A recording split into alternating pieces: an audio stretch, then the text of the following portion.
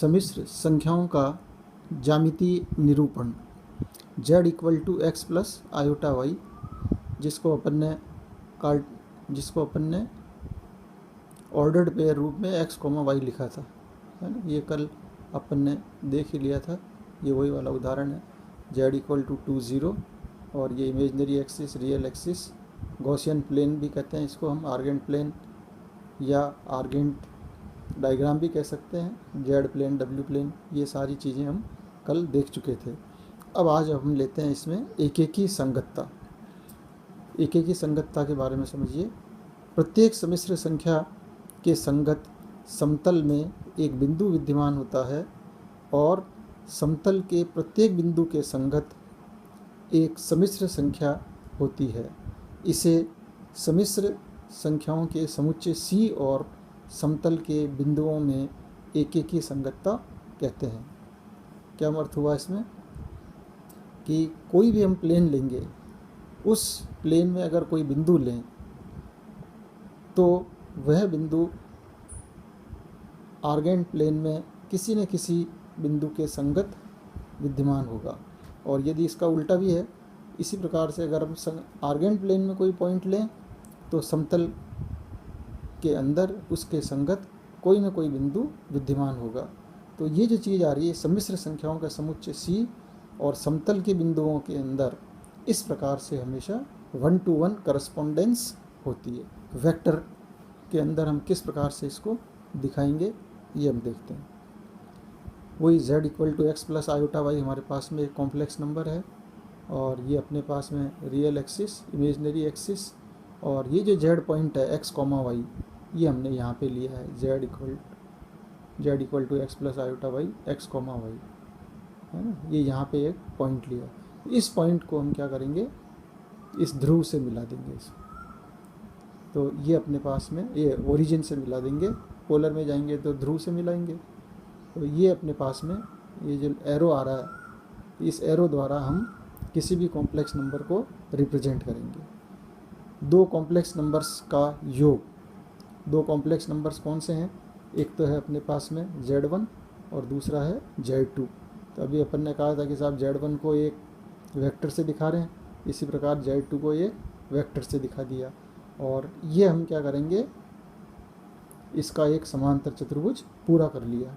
तो इसका जो विकर्ण होगा, इस विकर्ण के द्वारा इन दो सदिशों के योग को व्यक्त करेंगे। तो वेक्टर फॉर्म में दो कॉम्प्लेक्स नंबर्स z1 और z2 का योग उन दोनों वेक्टर से बने गए पैरेललोग्राम के डायगोनल के द्वारा व्यक्त किया जाएगा। और यही अगर हमको इनको घटाना है z1 और z2 को, तो हम क्या करेंगे, मान लीजिए z1 माइनस z2 चाहिए, तो इस z2 को हम उल्टी साइड में पीछे की तरफ बढ़ाएंगे। तो ये हमारे पास में माइनस z2 हो गया और माइनस z2 आ गया। अब यहाँ से ये z1 का ये इसको पीछे बढ़ा दो, तो ये अपने पास समांतर चतुर्भुज हो गया। तो ये नीचे जो चतुर्भुज का विकर्ण आएगा, इसके द्वारा हम z1 माइनस z2 को व्यक्त करेंगे।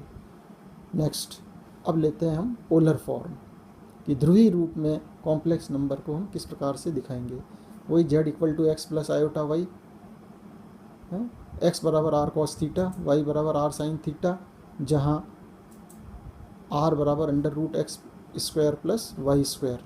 इसको हम कहेंगे z का मापांक, मॉड z है ये एक्चुअल में।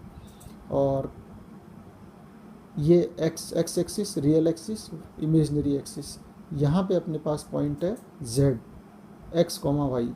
तो क्योंकि ये पोलर में चले गए, पोलर में जाते ही क्या होगा, हमको आर थीटा चाहिए, है ना। आर थीटा द्वारा इसी पॉइंट को हम व्यक्त करेंगे। आर क्या चीज़ है, आर हमारे पास में ये मॉडुलस हो गया, ठीक। यहाँ से इसकी जो मापांक है वो हो गया r. So this is r, z का मापांक, ये आर इसका पहला कोऑर्डिनेट हो गया। और थीटा अपने को चाहिए, वो कहलाएगा जेड का कोणांक, एम्पलीट्यूड ऑफ जेड, या इसको हम आर्ग्यूमेंट ऑफ जेड भी कह सकते हैं। और इसकी वैल्यू थीटा है, थीटा आएगा अपने पास tan inverse y upon x.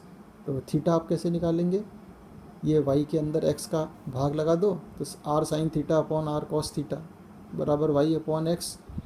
So tan theta is equal to y upon x. So theta equal to tan inverse y upon x. ये अपने पास में जेड का कोणांक कहलाएगा।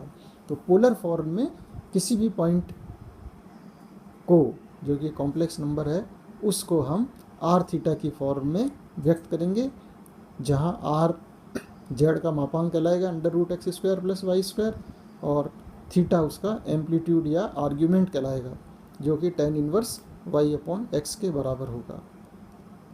और ये चीज़ आ गई z इक्वल टू, अब इसका हम लेते हैं एक्सपोनेंशियल फॉर्म, है ना। एक्सपोनेंशियल फॉर्म में इसको कैसे लेंगे?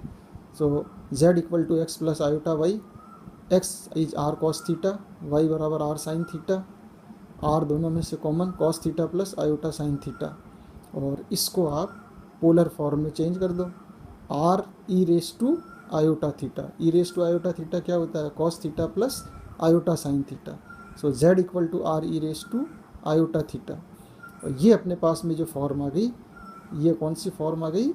चर घातांकीय रूप, एक्सपोनेंशियल फॉर्म। ऊपर तो अभी अपन ने देखा था पोलर फॉर्म, ये हो गई एक्सपोनेंशियल फॉर्म। एंगल का हमको ध्यान रखना है, यहाँ पर थीटा जो हम ले रहे हैं एंगल, वो हमेशा एंटी क्लॉक डायरेक्शन में पॉजिटिव नापा जाएगा। अगर क्लॉक डायरेक्शन में आप लेंगे तो फिर इसको हमें नेगेटिव लेना पड़ेगा। अब हम एक उदाहरण लेते हैं, देखो किस प्रकार से इनको फॉर्म में चेंज करते हैं। z equal to -1 plus iota root 3, let it is x plus iota y, और इधर जाओगे पोलर में तो r into cos theta plus iota sine theta, दोनों ही फॉर्म निकाल जाएगी इससे।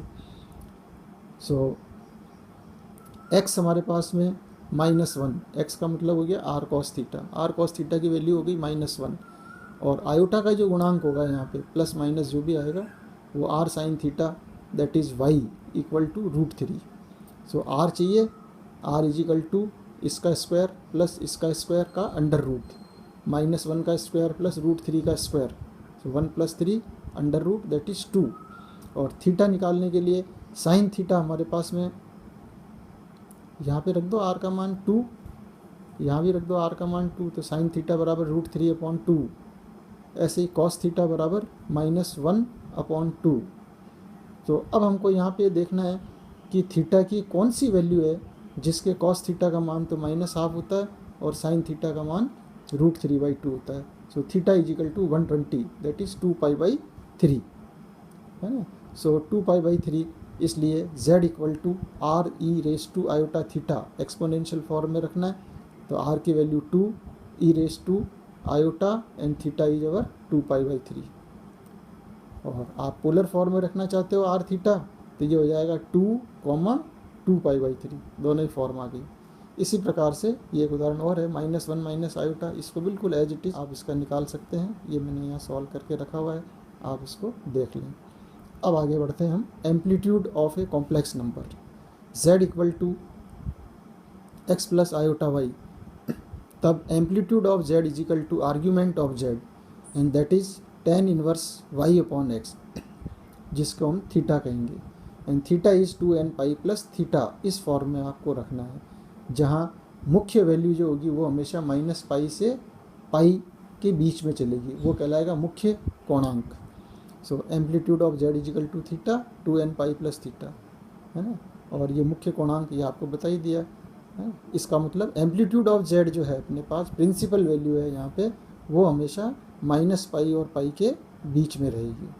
अगर हमारे पास में, यहाँ ध्यान रखिए, a रियल नंबर है, तो अगर a रियल नंबर 0 से बड़ा है तो एम्पलीट्यूड हमारे पास में a का 0 होगा। अगर हमारे पास a 0 से कम है तो इसका एम्पलीट्यूड π के बराबर होगा।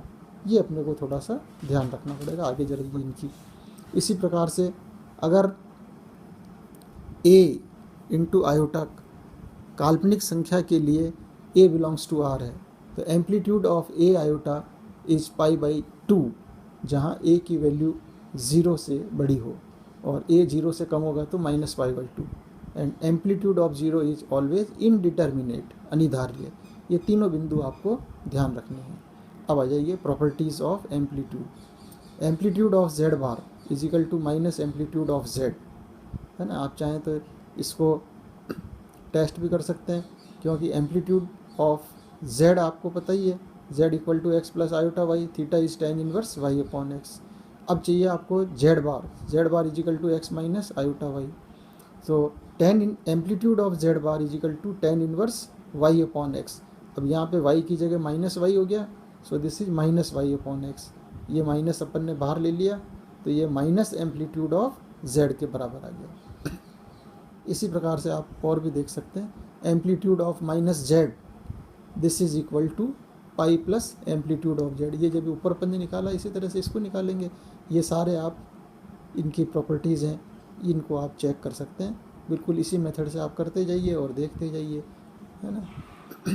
इनको एक बार amplitude of one upon z minus amplitude of z, इसी तरह हमको इसकी ज़रूरत पड़ेगी। Amplitude of z one upon z two, ये बहुत काम में आता है। Amplitude of z one minus amplitude of z two. Amplitude of z plus z bar is amplitude of z z z bar, that is equal to 0। और amplitude ये आ ही गया। Z is not A member of R, तब amplitude of z minus z bar is equal to plus minus pi by two. ये आप यहाँ से चेक कर सकते हैं। Z is equal to x plus iota y, z bar बराबर एक्स माइनस आयोटा वाई। दोनों को घटाना है, दोनों को घटाया तो 2 iota y, and this is tan inverse 2 y upon 0। 0 इसलिए क्योंकि यहाँ रियल पार्ट है ही नहीं, और ये इमेजनरी पार्ट हो गया यहाँ पे 2 y. So tan inverse plus minus pi by 2 के बराबर होगा। तो ये आप प्रूव भी हो गया यहाँ पे। सम्मिश्र संख्याएं की घातें एवं मूल। कोई भी सम्मिश्र संख्या है, cos theta plus iota sine theta की पावर n, इसको अपन ने डिमोवर्स थ्योरम में cos n theta plus iota n sine n theta के रूप में रखा था। एक उदाहरण लेते हैं, 1 की पावर 1 अपॉन n इज 1 को आप क्या लिखेंगे, into cos 0 plus iota sine 0 की power 1 upon n। Cos 0 is 1, sine 0 is 0, so this is 1 की पावर 1 अपॉन n। और cos 0 का मतलब हो गया cos 2m पाई, sin 0 का मतलब sin 2m pi. m can take values 0 1 2 3 से लेकर, क्योंकि यहाँ पे n है तो n माइनस 1 तक जाएगा। टोटल रूट्स इसके n हो गए। और डिमोवर्स थ्योरम लगा दो यहाँ पे, cos 2m pi upon n plus iota sign 2m pi upon n, that is e की power iota 2m pi upon n। अगर आपको यहाँ पे n बराबर 2 लेते हैं, सपोज करो 1 की पावर 1 अपॉन 2 अंडर रूट 2, तो m को आप वैल्यू देंगे, 2 वैल्यूज़ देंगे 0 और 1।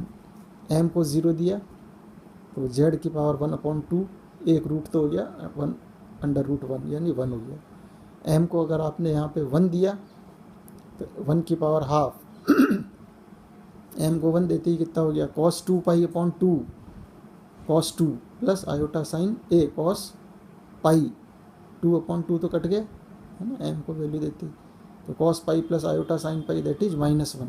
यानी n बराबर 2 लेना है, अंडर रूट 1 लेना है, तो यहाँ पर उसके 2 रूट्स होंगे, +1 और -1, 2 रूट्स आ गए। इसी प्रकार से अगर आप n बराबर 3 लेते हैं, n बराबर 3 लेंगे तो m को हमको 3 मान देने पड़ेंगे, 0 1 और 2।